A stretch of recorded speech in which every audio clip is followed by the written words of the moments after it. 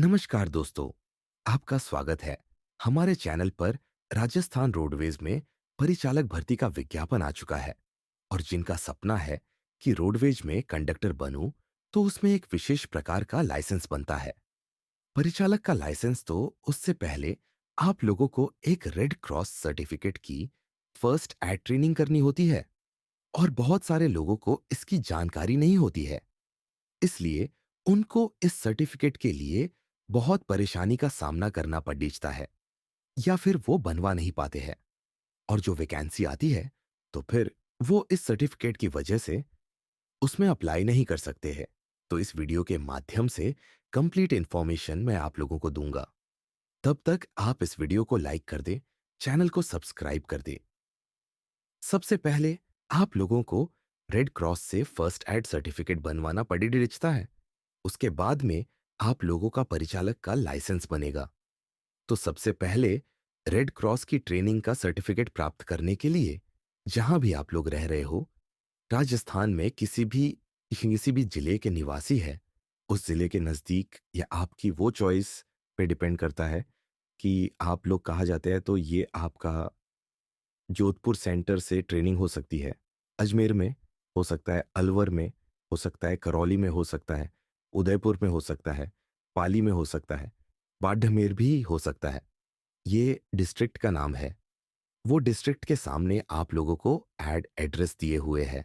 कोई भी मान लीजिए, आप लोग उदयपुर की बात कर लो तो रेड क्रॉस भवन है, Sai Baba road near satellite hospital, Hiranmagri sector 5 Udaipur में है। तो ये आप लोगों को एड्रेस दिए गए हैं। इसी प्रकार और भी जिले दिए गए हैं, भीलवाड़ा, धौलपुर, जैसलमेर, जयपुर, जालोर, हनुमानगढ़। ये डिस्ट्रिक्ट में आप लोगों को एड्रेस दिया गया है। उसके बाद आपको पता कर लेना है कि इनमें से कौन सा सेंटर अभी चालू है, क्योंकि कुछ बंद भी हो गए हैं। लेकिन मेरे हिसाब से आपको जयपुर से ट्रेनिंग लेनी चाहिए, क्योंकि बाकी सेंटर पर सीट 30-40 ही होती है। तो आपका नंबर काफी दिनों बाद आएगा, जबकि जयपुर सेंटर पर सीटों की संख्या ज्यादा है, तो आपका नंबर जल्दी आ जाएगा। अब यदि आप लोग ये ट्रेनिंग करना चाहते हैं, परिचालक के लिए रेड क्रॉस सर्टिफिकेट प्राप्त करना चाहते हैं, तो इन सेंटर के ऊपर आप लोगों को जाना है। सेंटर के ऊपर जाओगे तो आप लोगों को ये डॉक्यूमेंट्स लेके जाने हैं। ओरिजिनल साथ लेके जाओ तो आपकी मर्जी है। ओरिजिनल की आप लोगों को आवश्यकता नहीं होती है। जो आपका आधार कार्ड, 10th और 12th की मार्कशीट की आप लोग फोटोकॉपी लेकर जाए। लेकिन इसमें मिनिमम जो क्वालिफिकेशन है वो 10th होता है। और मूल जाति प्रमाण पत्र कई सेंटर वाले मांगेंगे, कहीं आप लोगों से नहीं मांगते हैं। इसके साथ आप लोगों को पासपोर्ट साइज की फोटो भी लेके जानी है। ये डॉक्यूमेंट्स आपको साथ में लेके जाने हैं। इन सेंटर के ऊपर आप लोग चले जाना है। जो भी सेंटर आपको पसंद आता है, जो भी आपके नजदीक में है, लेकिन उस दिन वर्किंग डे होना चाहिए, ऐसा नहीं है कि भाई आप किसी दिन संडे हो या फिर किसी भी प्रकार का कोई अवकाश हो और उस दिन आप लोग चले गए और ऑफिस टाइम में ही जाए, ऐसा नहीं है। आप लोग शाम को 4 बजे के बाद जा रहे हो, आप लोग सेंटर के ऊपर पहुंचोगे तो वहां आप लोगों का रजिस्ट्रेशन होगा, यानी कि आप लोगों का फॉर्म भरा जाएगा। ठीक है। अभी आपसे कई सेंटर वाले तो क्या करेंगे, वो डॉक्यूमेंट्स लेंगे और आप लोगों का जो रजिस्ट्रेशन करेंगे उसी टाइम में आप लोगों से ही फीस ले लेंगे। साथियों, कई जगह 1,000 रुपये ले रहे हैं, कई जगह 1,100 रुपये भी मिल जाएगा, कई जगह 1,300 रुपये मिल जाएगा, कई जगह 1,500 मिल जाएगा। तो मेरे अनुभव के आधार पर 1,000 से लेकर 2,000 के बीच में आपसे फीस ली जाएगी। अब साथियों, जैसे आपका रजिस्ट्रेशन फॉर्म भरा तो फिर इसमें बैच बनता है। तो वो एक बुक देते हैं और उसी बुक के ऊपर आप लोगों को बेच के स्टार्टिंग की डेट बता देते हैं, या फिर वो रजिस्ट्रेशन होने के बाद में आपको घर भेज देते हैं और आपको फ़ोन करके या फिर मैसेज के थ्रू बताते हैं। फिर आप लोगों को 9 दिन की, कम से कम कई जगह 10 दिन की हो जाएगी। वो कुल घंटे काउंट होंगे। बीच में कोई छुट्टी आ गई तो 9 के 10-15 दिन भी हो सकते हैं, लेकिन लगभग कंटिन्यूअस आजकल 9-10 दिन में ट्रेनिंग करवा रहे हैं। फिर आप लोगों को आपके खुद के स्तर पर ही वहां रहना है। ऐसा नहीं है कि भाई इसी फीस में आप लोगों को वो खुद ही रखेंगे, ऐसा नहीं है। आप लोग कहाँ रहते हो, आप पे खुद पर डिपेंड है। वहाँ जाके आप लोग होटल में रहते हो, कोई रिश्तेदार के पास में रहते हो या फिर आप लोग कोई धर्मशाला में रहते हो, वो आपके ऊपर डिपेंड है। तो ये आप लोगों की ट्रेनिंग का मैंने टाइम बता दिया है। रजिस्ट्रेशन हो गया है, रजिस्ट्रेशन के टाइम ही या तो बता दिया जाएगा या वो बुक के ऊपर तारीख लिख के देंगे। वो उनके सेंटर के ऊपर डिपेंड है। वो फिर आप लोगों को किसी मैसेज के थ्रू बुलाएंगे, कॉल करके बुलाएंगे। वो एक उनका प्रोसेस होगा। फिर आप लोगों की कम से कम भी 9 दिन की ट्रेनिंग होगी। उसमें रोज़ाना 2-3 घंटे आप लोगों की क्लास चलेगी। सीपीआर और प्राथमिक उपचार के बारे में छोटी-मोटी जो भी आप लोगों की एक परिचालक बनने के लिए सावधानियां हो है, जिन चीज़ों की जानकारी प्राप्त करनी है, सारी की सारी चीज़ें आप लोगों को पढ़ाएंगे। इस ट्रेनिंग के टाइम में आप लोगों को मेडिकल भी होगा। मेडिकल के अंदर आप लोगों का एक तो ब्लड टेस्ट हो जाता है और एक आप लोगों की आंख की जांच होती है कि आप लोगों को कितना दिखाई दे रहा है। ऐसा नहीं है कि रेलवे के लोको पायलट की तरह इसमें 6x6 की आवश्यकता होगी, ऐसा नहीं है। फिर आप लोगों को इनका जो भी टेस्ट होगा, आप लोगों का मेडिकल टेस्ट होगा, उसकी रिपोर्ट मिलेगी। उसके बाद जब भी आपकी ट्रेनिंग कंप्लीट हो जाएगी, तो आप लोगों का एक टेस्ट लगेगा। वहां पर टेस्ट में कोई लंबा चौड़ा टेस्ट नहीं लगेगा। लगभग 15-16 प्रश्न आएंगे, खालिस्तान टाइप के, या फिर आपको कुछ लिखना होगा और आप सब लोग उसमें पास हो जाओगे। छोटी मोटी चीजें पूछी जाएगी। जो आप लोग ट्रेनिंग के दौरान तैयार होगे, तो इसमें कोई ज्यादा परेशानी नहीं होगी। फिर आप लोगों ने जैसे ही टेस्ट दिया, तो उसी दिन या फिर अगले दिन आप लोगों को वो सर्टिफिकेट मिल जाएगा और उस सर्टिफिकेट को अपन लोग कहते हैं फर्स्ट एड सर्टिफिकेट।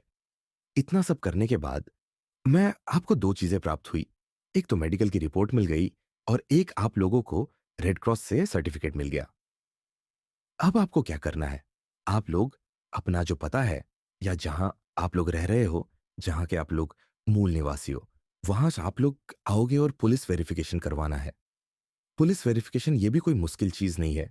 आप लोग नजदीकी जो भी आपके पास में ई मित्र है उसके ऊपर जाओगे और ई मित्र के ऊपर जाओगे, तो साथ में आप लोगों के जो भी आपके डॉक्यूमेंट्स है, आधार कार्ड है और जो आप लोगों की 10th की मार्कशीट है, फोटो वगैरह है, जो नॉर्मल आप लोगों के डॉक्यूमेंट्स होते हैं, वो साथ में लेकर चले जाओगे। पुलिस वेरिफिकेशन का ई मित्र के ऊपर आवेदन कर दोगे। जहां आप लोग ई मित्र पर जाओगे, तो उसको पता है कि पुलिस वेरिफिकेशन का क्या आवेदन करना है, कौन से डॉक्यूमेंट्स आप लोगों को लेके जाना है।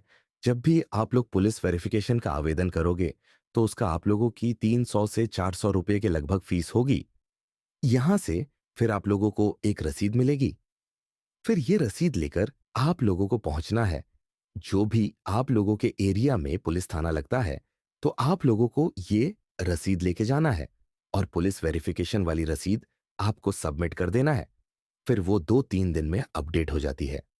पुलिस थाने में आप लोग जमा करवाने के बाद मैं वापस से इसी मित्र वाले भाई के पास में आ जाना है।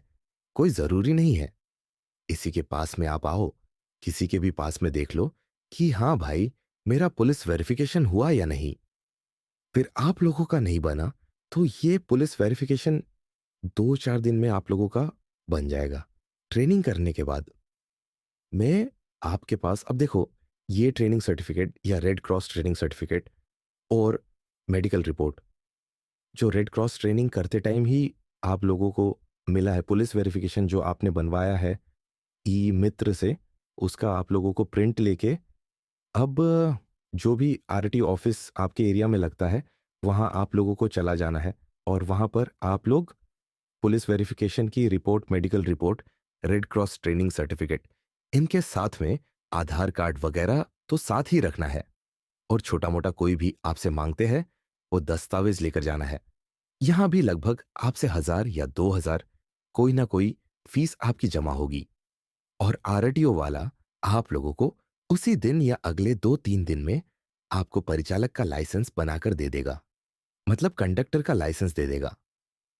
तो अब बात करते हैं दोस्तों की ये बैज नंबर क्या होता है। आरटीओ ऑफिस से जो भी आपको कंडक्टर लाइसेंस मिलता है, उसी के ऊपर ये बैज नंबर लिखा होता है। जैसा कि आप स्क्रीन पर देख रहे हैं। अब आपको परिचालक लाइसेंस और बैज नंबर दोनों मिल चुके, तो अब परिचालक की पोस्ट के लिए आप लोग अप्लाई कर सकते हैं। बाकी दोस्तों, अगर कोई भी चूरू, बीकानेर, गंगानगर और झुंझुनू जिले का निवासी है और अपना रेड क्रॉस सर्टिफिकेट और परिचालक लाइसेंस बनवाना चाहता है, तो आप हमको हमारे सोशल मीडिया अकाउंट फेसबुक या इंस्टाग्राम पर मैसेज कर सकते हैं।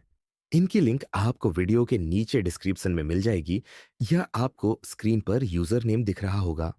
उसके बाद मैं पर्सनली आपको गाइड करूंगा और कॉन्टैक्ट नंबर शेयर करूंगा, ताकि कोई भी भाई इस परिचालक भर्ती से वंचित ना रहे। अन्य कोई आपका सवाल है तो आप कमेंट करके पूछ सकते हैं।